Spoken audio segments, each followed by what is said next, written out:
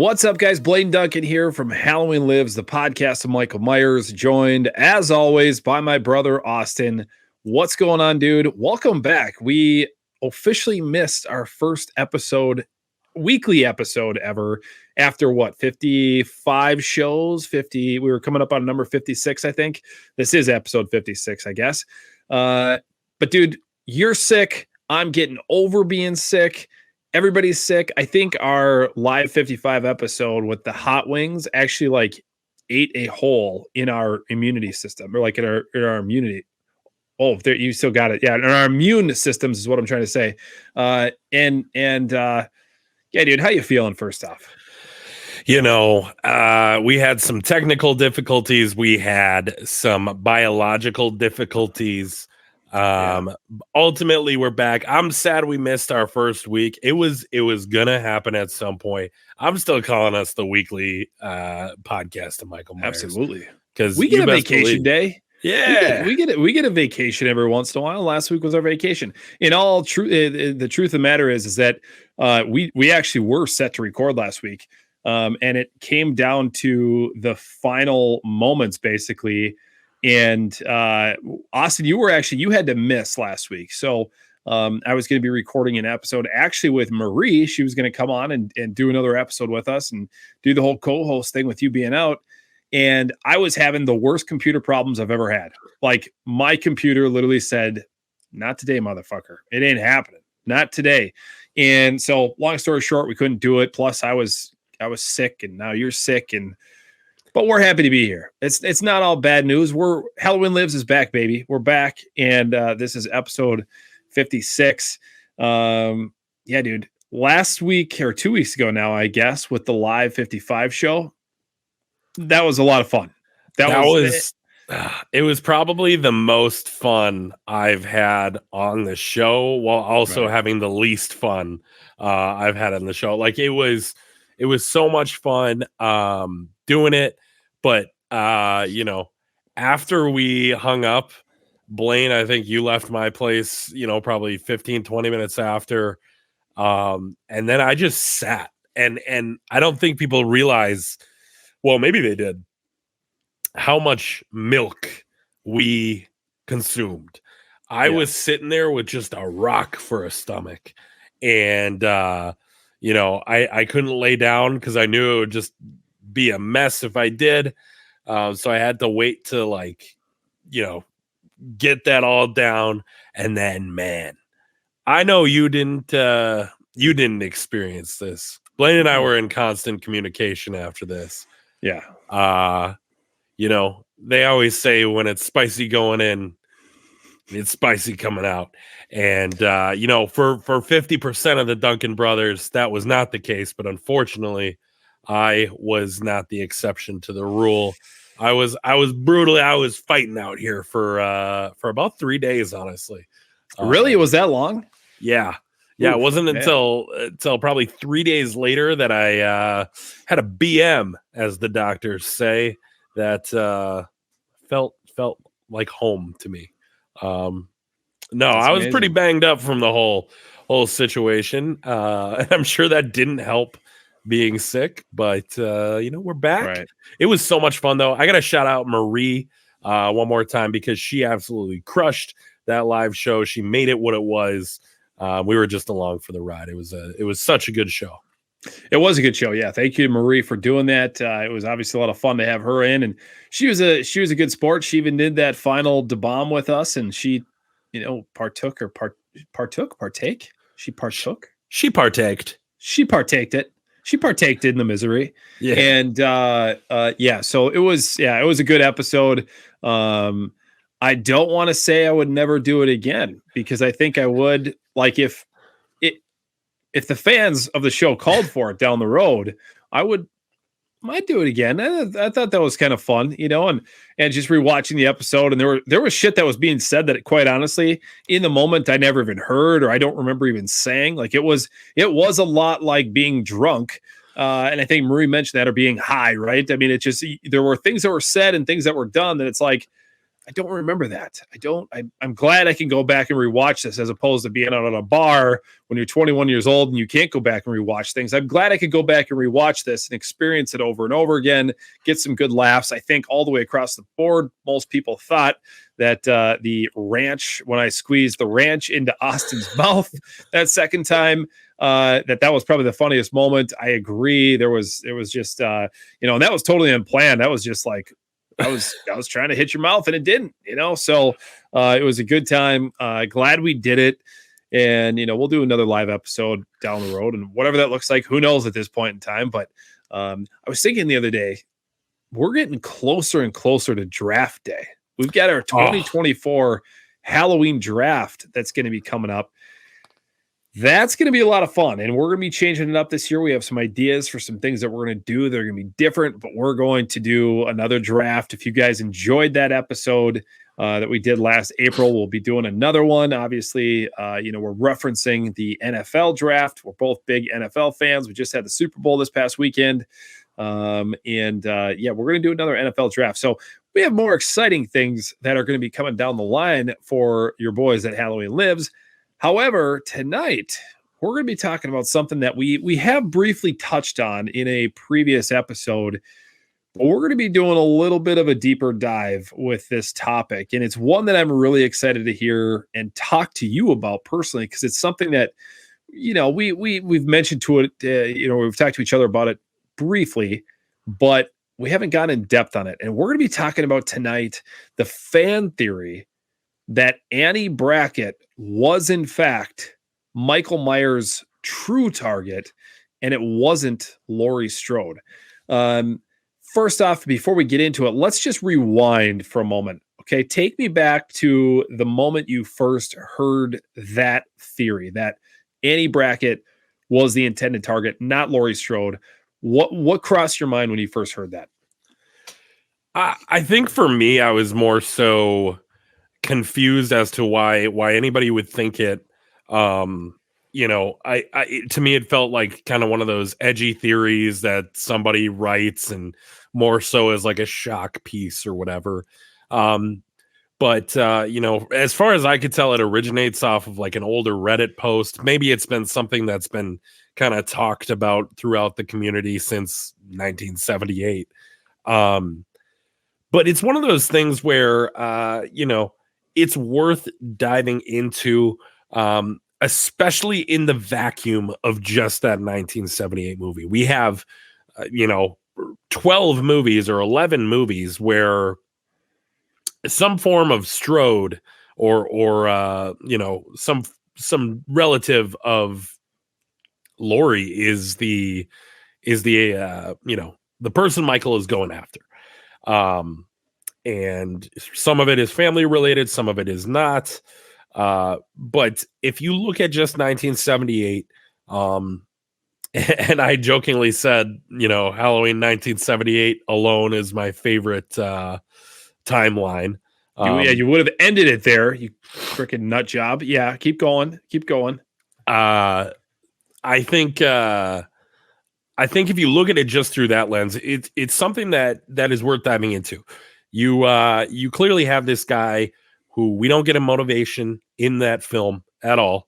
We know that, since he was 6 years old, he's been just this lifeless, soulless shape of a man or of a person, human being. And when you look at some of the evidence, like we'll get into today, you can see where people have an argument for it. Yeah, it's hard to look past it. I mean, there are ways to do it. There are things that happen in the film that you're kind of like, okay, but what about this or what about that? And realistically, let me say this. When I watched, you and I had talked about this very briefly on the show at some point in the last year before Halloween. As I've mentioned, as a lot of people who know, I only watch Halloween, John Carpenter's Halloween. I only watch it on Halloween day or Halloween night. So I hadn't gotten a chance to go back and watch this film with this little nugget of information, this fan theory in the back of my head. I hadn't done that yet. So this last Halloween 2023, as I was watching it, I kind of thought about it a little bit more. I was like, okay, so I'm gonna just watch this with the perspective in the back of my head that Annie was this, true target of Michael. And yeah, dude, you start to watch and it's like, okay, I see what you're doing here. And really, so I think the idea that Laurie is Michael's main target starts with sort of this obsession that Michael has from the moment that he sees Laurie. She drops the key off at the Myers house, and you get this shot where he steps into the frame and you see him behind the door, and Laurie through the door, and he's watching her, he's breathing.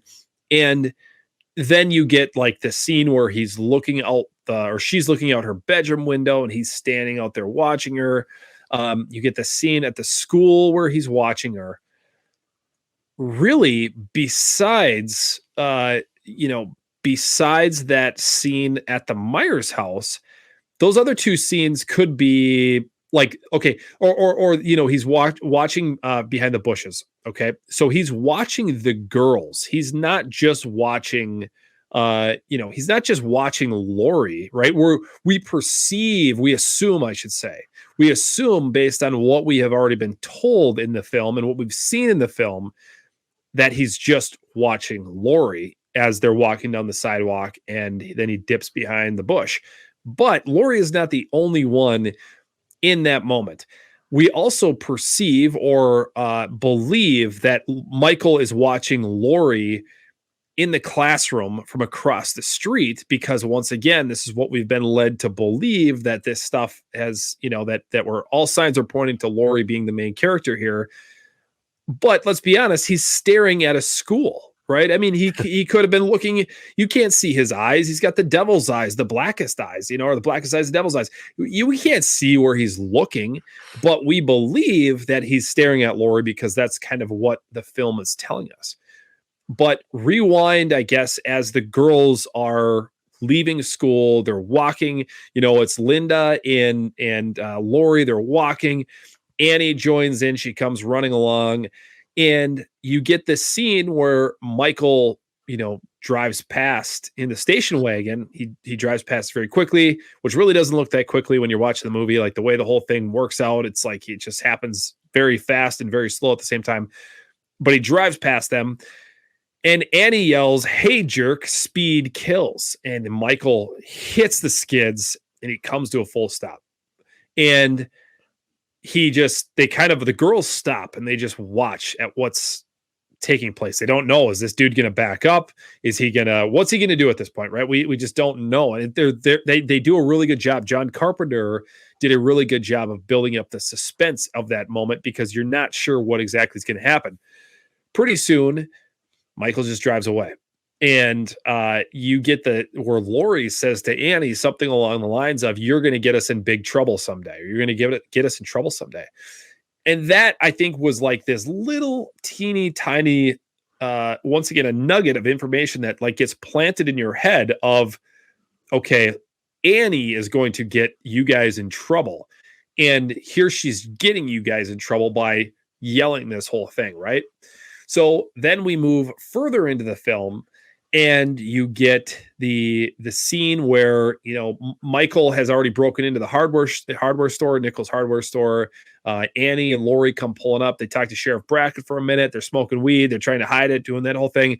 Then they drive away, and you get the scene where Michael is following the girls. The sun is starting to set. Michael is following the girls to their destination, which is the Wallace house and the Doyle house.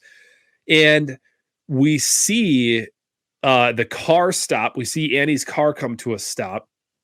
And I just rewatched this scene because I needed to see it for my own eyes, that it actually plays out this way. Even though I've seen this film 1,000 times, I needed to see this again. So the car stops. Laurie gets out to go to Tommy Doyle's house. And she gets out, and you watch sort of this POV shot of it's all taking place from Michael's view, or his vantage point, basically, like from the front seat of the car.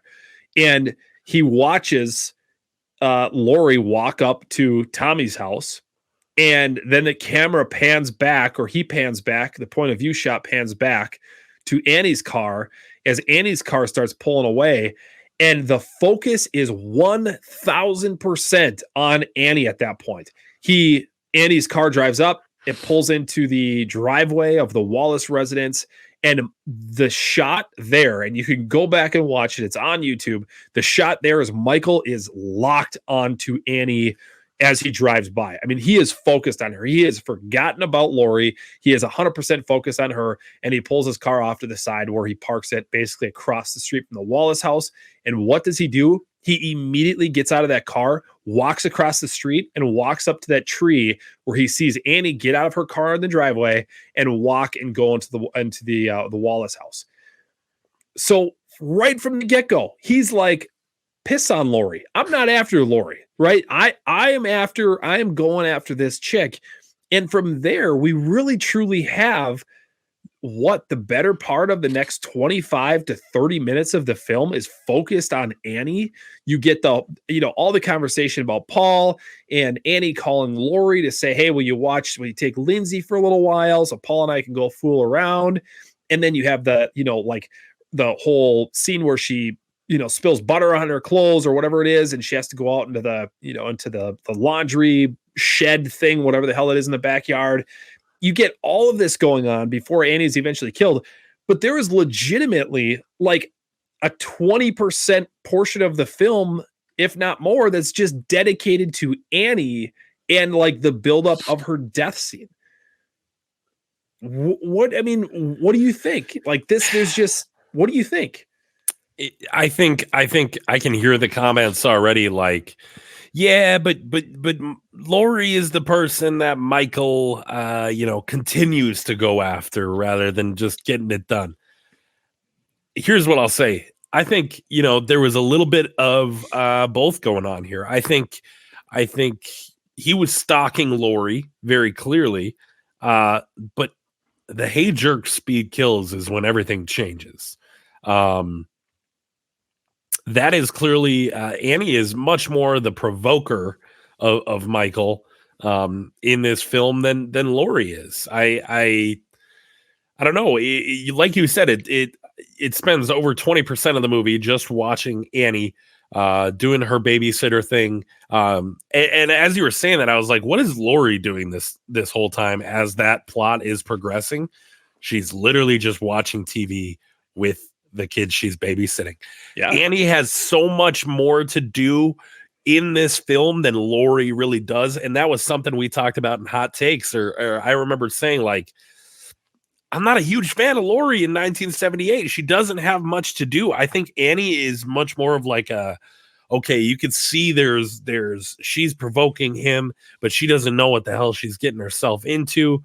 I think ultimately Laurie is the one that we're as fans supposed to see ourselves through. But Annie really appears, and like, think about Bob and Linda, right? Like, they come in and they're in the way of Michael to Annie, and they get whacked. That's what happens. And then I'm sure we'll get into it here shortly, but there's no denying the connection to Judith and what happens on the bed there with the tombstone. Yeah, well, and so I want to go back to something that you said, and I'm going to paraphrase this because I don't remember exactly how you said this, but you said there's probably fans in the comment, or fans who are thinking, yeah, right, Laurie was the main target, and he was focused on her. Yes, most likely, yes. I mean, I'm not arguing that. I mean, I'm not like saying that this is definitely the way that it was, but we're just talking about this from the pro Annie was the main target theory tonight. And the one thing I'll say, and you already touched on it, like, so really Michael, once Laurie walked off and his focus was on Annie, there was no more focus on Laurie from that point on until Laurie put herself in the way of, trying to figure out what the hell was going on, why none of her friends were answering the phone, because you had Bob and Linda show up, which is super weird, by the way, like that Annie was going to leave the house to go bang Paul. And then Bob and Linda show up at the Wallace house while Annie's supposed to be there and a kid is supposed to be there, and they're going to go bang upstairs. Like, very weird things going on that night, right? Like, whatever. We all make stupid mistakes when we're in high school and young and dumb or whatever, but it's like, that to me just didn't make a whole lot of sense. I digress. But what we have going on here is that the only reason Bob and Linda get killed is because they go over to the Wallace residence and they get in the way of the whole setup of, Michael laying Annie out on the bed with the tombstone and all of that stuff. So they themselves became essentially just collateral damage to, what was going on within the Wallace house. And Laurie then goes to investigate what's going on over there. The lights are off. She got this really strange phone call from Linda where she was making all these gagging noises, and, Linda was obviously being killed. So Laurie goes over there, and that is when Michael actually locks himself onto Laurie and then goes after her, because he's like, you got in the way. You got in the way. You shouldn't have messed around. You should have just stayed across town, like across the street. At no point do we ever get the scene of Michael staring in the window at the Doyle house, watching what's going on there. Now you do, I guess, get the scene. I shouldn't say that. You do get the scene where Tommy looks out the window and he sees the boogeyman looking, but that's really it. Yeah, I think it's interesting, right? Because no matter who the final target was, Michael was systematically taking out anyone in his way, whether it was to get to Laurie or to get to Annie. It was a beeline to one or the other, and everyone else who died that night, like you said, just got in the way. He didn't kill Lonnie, who bumped into him at the school. Like there is a difference in Michael's actions, and maybe it's the Halloween night thing, but before the speed kills moment and after, it is significantly different. Now he does kill the truck driver again, got in his way, going to Haddonfield. Right. But yeah, no, I think it is really interesting. A very odd coordination between Linda, Bob, and Annie and Paul on who's banging where, who's doing what where. Right. But ultimately, like, Michael has the idea of where these people are supposed to be, shows up. And yeah, like you said, Tommy Doyle looks out the window, but Michael's across the street. He's not at the Doyle residence. Right. It's not like he's not staring in the window. He's across the street in the front yard of the Doyle or at the Wallace house.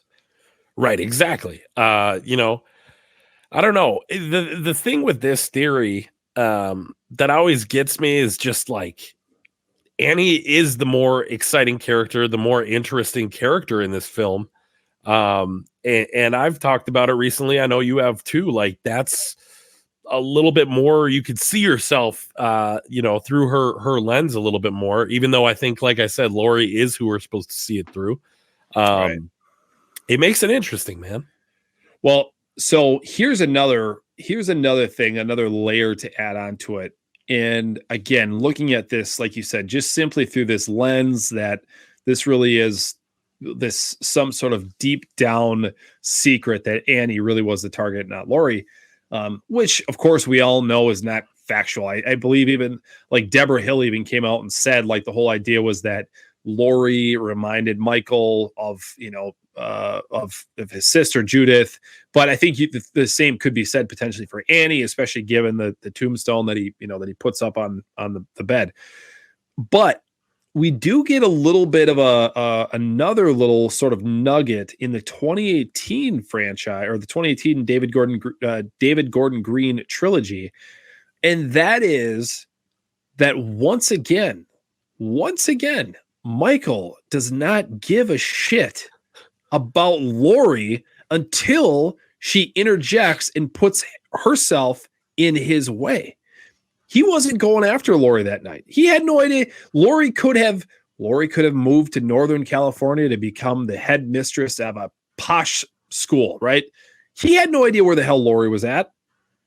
he was just back in Haddonfield to do things that Michael Myers does, and that's to just randomly kill and stalk and be a great white shark that's just looking for his next victim. It wasn't until Laurie Strode put herself in between him and what he was trying to do that he was like, all right, I tried to warn you back in 78. I wasn't effing around, and now I'm back and I'm still not effing around, and here you go getting in my way. So I don't believe the Annie thing, right? I really truly don't. I think Laurie was definitely, that's the way the script was written, the way the movie was made, the way we've all watched over the years. Laurie is this, he's fascinated by Laurie. Especially the other thing here we can't forget too is a very important piece of this is that we are assuming that Laurie is not Michael's sister, right? So obviously, if you take, we're talking about H78 standalone, that film in itself, and of course you can then introduce the DGG, trilogy into that. But if the second you put H2 into this mix, then the whole Annie bracket theory goes away, right? I mean, it's like, okay, well, clearly there was this underlying thing. Michael knew he had a sister. He was out there trying to find her, yada, yada, yada. But if you take that as a standalone deal, some of these things are hard to ignore. And, I don't often, I usually take movies. It's like I watch a film at face value. Like I don't read into them a lot. I'm not one of those people who sits back and is like, well, what if this is what they're trying to say? Or, what if this would, I'm not like that. I don't do stuff like that. Like I just, if somebody gets killed on screen, it's because XYZ reasons. And that's what the filmmakers wanted us to do. I don't really think about it a whole lot deeper than that. Cause I don't think most times filmmakers have these like deep rooted things or meanings, especially in a horror film. Like I don't think like, yes, they may plant Easter eggs here and there to get people to think or recognize certain things, but I really think for the most part, at face value, most horror films should be taken at face value. Like there's just not a whole lot of thinking. The bad guy kills the good girl and so on and so forth, right? Right. But there is something to this that if you watch it, and I would encourage anybody, even if you think we're full of shit, and even if you're poking holes in this thing right now, which is fine, because like I said, I pretty much agree with you. But I would encourage you the next time you watch Halloween 1978, watch it with this idea or through this lens that Annie is the real target. And like I said, when I watched it on Halloween this past year, it was like, okay, that's tough to ignore. I see what you're saying there. I can see it, so I don't know, dude. It's really, it's a strange theory, but it's also a very interesting theory that it's difficult to ignore. Well, it brings up a bigger question when it comes to, especially like the newer films. When you take away the brother thing, when you take away the sister thing, and then you watch Halloween 78 and you watch the new trilogy, it begs the question, like, how important really is Laurie Strode to the Halloween franchise? It feels like, I think especially with what's going on now, as soon as they reboot or they do a TV show or whatever, it's almost a given that you're going to have Laurie Strode in there somehow. Right. Somehow in this new television series, in the new remake, whatever ends up happening, it would shock people if Laurie Strode wasn't a character that was casted for. But in my opinion, I would love for that to be the case. This whole theory is based on that idea of like, what did Laurie really do to be deserving of Michael's like obsession? Yeah, exactly. Yeah. Where she's this meek, timid thing. I think it would be in Michael's eyes maybe easier to take down a Laurie Strode than it is to take down like an Annie Brackett, who's got some pep in her step. She's fiery, probably going to fight back a little bit more than a Laurie Strode. Ultimately, that doesn't happen. But still, I think it begs the question, like, how important really is Laurie Strode in these movies? And like, if we didn't have Halloween 2 coming out 2 years after or 3 years after, would we look back if Halloween 1978 never had a sequel? You and I were still big fans. Would we look back on this, franchise or just single movie and be like, yeah, Laurie Strode really, she was pivotal to that movie, or was she just the last one left? I don't think Laurie Strode is a pivotal character in the franchise at all, to be honest with you. I mean, realistically, obviously, yes, did she carry some of the films because she was the main character? Of course, of course. But I look at 4, 5, and 6 as three of my, maybe not 5 so much, but for sure 4 and 6. 2 out of the 3 are very, high up their favorites of mine. And Laurie doesn't have anything to do with them. So going back to what you said too about like casting, I don't know that. So you believe that they are going to, whatever they do, whether it's a TV show or it's a movie, you think Laurie Strode is going to be recast in that, whatever that is? Unless they're doing like a Dr. Loomis show, which would be great. I still think that they're gonna. I almost feel like the Akkad side of things wants, if it's a prequel series, we're gonna want to show like an 8-year-old Laurie Strode at a restaurant or something. Like there's gonna be some callback. It's like it's gotta be Laurie somehow. Whereas I think like at a franchise like Friday the 13th, we had Tommy Jarvis, but that's about it as far as like a recurring fan favorite character. Right. And I think that there's some advantage there. Maybe not as far as like an overarching story, right. But I don't know. I'm sick of Laurie Strode. I don't. So, I don't know that I disagree with you as far as like the idea that they're going to have to plant Laurie Strode in whatever they do next somehow, right? I don't disagree with you necessarily, but I hope you're wrong. Like, yeah, that's kind of how I feel. Like I agree probably to a certain extent that, they've always come back to this Laurie Strode character just because she's the OG. She's been there since the beginning. I don't know. It's like it's a very similar character in some ways to the character of Nancy in A Nightmare on Elm Street. It's like you can they kind of always keep going back to her throughout it, and not as many examples, obviously, but it is similar in that way. So I don't know that I disagree with that they are probably going to in some way try to bring that character back to life. I think it will be difficult if they and I think we see it a little bit with the Scout Taylor Compton version of Laurie Strode. Like it's not the same, right? Whether you like Laurie, you don't like Laurie, whether you like Jamie Lee Curtis, you don't like Jamie Lee Curtis, like they are one and the same. Like it's the same person. Very difficult shoes to fill for Scout Taylor Compton. When somebody says Laurie Strode, you don't think, oh shit, Scout Taylor Compton. No, you think, Jamie Lee Curtis, right? So I don't want them to bring, I want it to be a totally different thing. I want them to take the series, the franchise in a totally different direction. If you're doing a TV show, it's a great opportunity to reset. You can do Haddonfield present day. You could go back to the 80s, to the 90s, whatever you wanted to do. Get away from the Laurie Strode character. It's okay to reference it, right? It's okay to say, whatever, this is back in 1978, Michael Myers went after Laurie Strode and she survived and yada. What? I mean, it doesn't matter. Like, I think they do have to reference it, but God, I hope they don't. Like, I don't even want to see an 8-year-old Laurie Strode. I really don't. Like, I just, I don't know, man. The more we've talked about it, I feel like I've like over the last, however many episodes that we've sort of, talked about the Laurie Strode character, I think the more I talk myself out of liking that character more and more and more.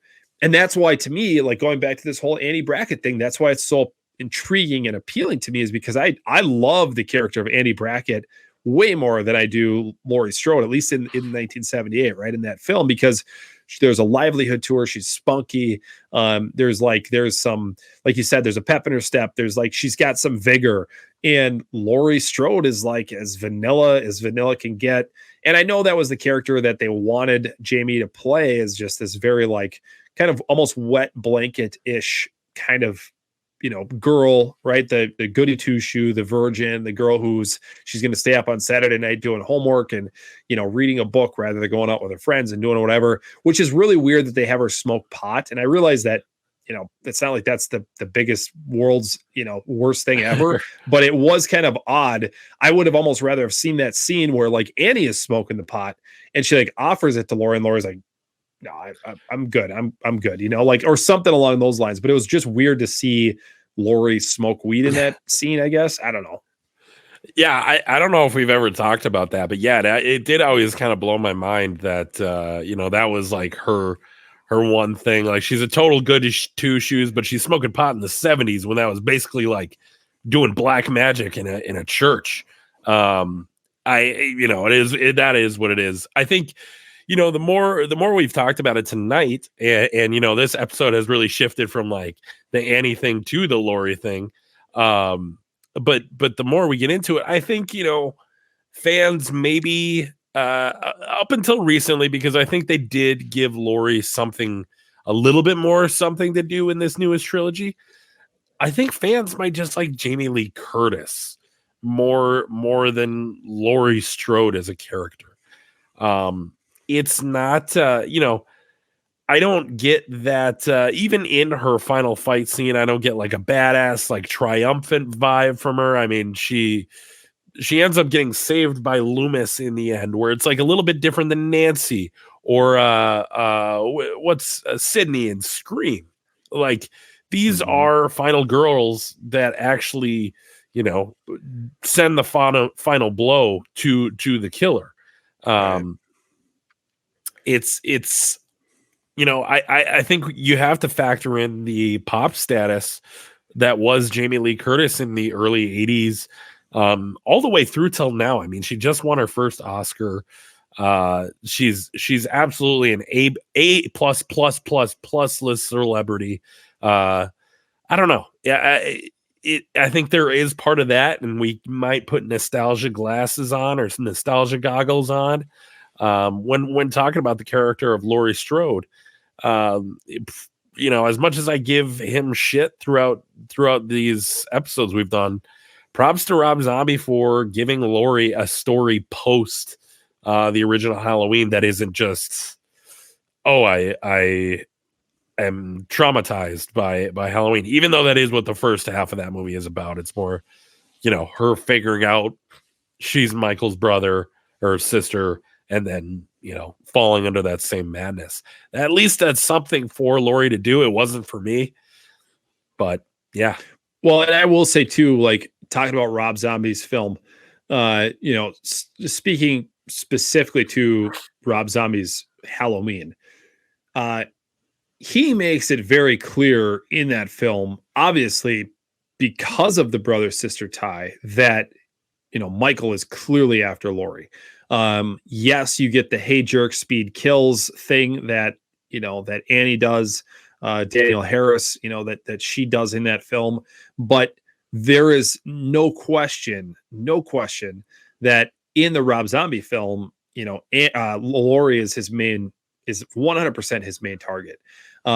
So I think it's a very interesting thing to wrap all of this up in a bow. It's a very interesting theory. I think that it can hold water a little bit. There are obviously ways to poke holes in it because you have things like, why is he staring at her bedroom window? Right. Like that scene in itself probably like slices the artery, and this theory of Annie bleeds out or Annie being the main target bleeds out, because otherwise, why is he just staring at Laurie's window? That wouldn't make any sense. But if you take that scene out of it, I don't know that there's really any other scenes that are very like Laurie focused, with the exception of her dropping that key off. But there's not really much to that. It's just like he's just standing there. She comes to him. He doesn't go to her, right? Yes, he goes to her with the window thing. But otherwise, everything else is just sort of circumstantial. You have him driving, past. You have him parked outside the school, but he's staring at a building. I'm assuming, unless he has some X-ray vision, he's probably not necessarily seeing inside of the school. Yes, of course, that's the perception that the filmmaker wants you to have, is that he is staring at her through the window. But realistically, like, think about the grade school that you and I went to. If you parked across the street and looked in, you wouldn't see shit. Like, even if the windows are all bright, or, if it's lit up in their class, you're not going to see anything. So to know that that's Laurie sitting behind that window, you probably wouldn't, from like a realistic side of things. But otherwise, everything else that happens is very circumstantial, or happenstance, why he's interacting with Laurie, until she goes and interjects herself into the whole thing, and she discovers Annie's body in bed with the Judith Myers headstone, and she finds Linda in the closet or whatever the hell she's in, and it's just like, it's hard to poke holes into. It really truly is. So what do you guys think? I mean, what are we missing here? Is there anything else that we're missing, the reasons why, for or against this idea that Annie is or is not the main target? Because I'd like to hear more about it. And quite honestly, I love the fan theories in general, because, like I mentioned, I'm not, my brain doesn't work like that. I just watch movies and take them, for what I see on the screen. My brain isn't like that, where I'm like thinking like, philosophically, that's not how my brain works. So I love hearing these fan theories, and I know we did a fan theories episode, and we might have to do another one here down the road, but it's interesting to hear this stuff, and I love it. And if you guys have any fan theories, we'd love to hear those too, because it is a lot of fun. So, I mean, at the end of the day, would you agree that we both realize Laurie Strode is the main person that Michael's after? For me, it comes down to a scene that we haven't really talked yet, and it's something that I always overlooked as a kid watching this movie that now kind of sits with me more. It's her walking, singing, "I wish I had you all alone." That scene gets creepier and creepier to me every year, and that is... they say everything in a movie has its reason for being. That song was chosen for a reason, obviously not just to be creepy, but to explain in the most abstract way a little bit of Michael's thought process. And at the end of the day, systematically, he takes out the people around her one by one by one, and he gets her all alone. And man, that is the Michael Myers I know. So yes, I agree. But god damn, isn't it fun to think about this kind of stuff? I mean, I love the idea of Annie being the main target, and Laurie just like this sweet girl getting in his crosshairs, and all of a sudden, shit, he's after me now. Like, right. Total Laurie Strode luck from what we know about her in Halloween 1978. Gotta agree. Yeah. So let us know what you guys think. Do you think there's any validity to this fan theory that Annie is the main target?